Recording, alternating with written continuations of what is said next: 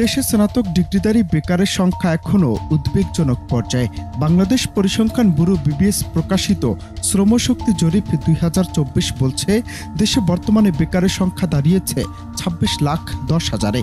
এর মধ্যে শুধু স্নাতক পাশ বেকারই রয়েছেন প্রায় ৮,৮৫,০০০, যা দেশের সার্বিক অর্থনীতির জন্য এক বড় সংকেত।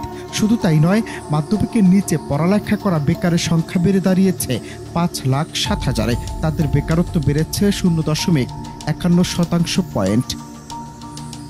প্রতিবেদনগুলো বলছে, স্নাতক ডিগ্রিধারীদের মধ্যে বেকারত্বের হার ১৩.৫০%, যা আগের বছরের তুলনায় বেড়েছে। যদিও সংখ্যার হিসেবে ২০,০০০ কমেছে, তবুও নারীদের বেকারত্বের হার রয়ে গেছে ২০%-এর উপরে। অন্যদিকে জাতীয় গড় বেকারত্বের হার ২০২৪ সালে দাঁড়িয়েছে ৪.৪৮%।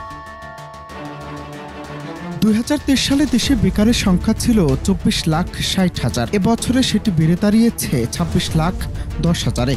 অর্থাৎ এক বছরে বেকার বেড়েছে ১,৬০,০০০।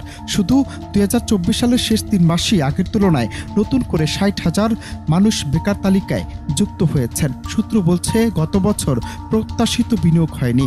রাজনৈতিক সহিংসতা, কারখানা বন্ধ হয়ে যাওয়া এবং উৎপাদন হ্রাসের কারণে প্রবৃদ্ধি কমেছে এবং জিডিপির পূর্বাভাসও নিচে নামানো হয়েছে।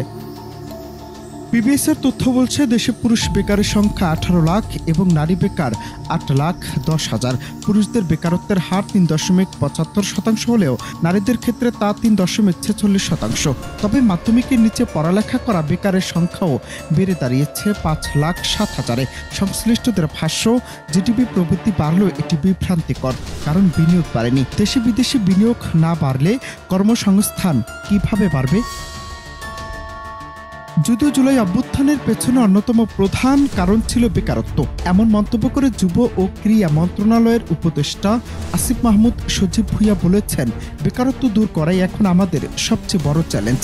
গেল ১৭ জুলাই বৃহস্পতিবার রাজধানীর আগারগাঁওয়ে বাংলাদেশ বিনিয়োগ উন্নয়ন কর্তৃপক্ষ মিলনায়তনে যুব উদ্যোক্তা বিনিয়োগ ও পলিসি শীর্ষক কর্মশালায় প্রধান অতিথির বক্তব্যে এসব কথা বলেন তিনি। অনন্ত হাসান মাসুদ, বাংলা টিভি।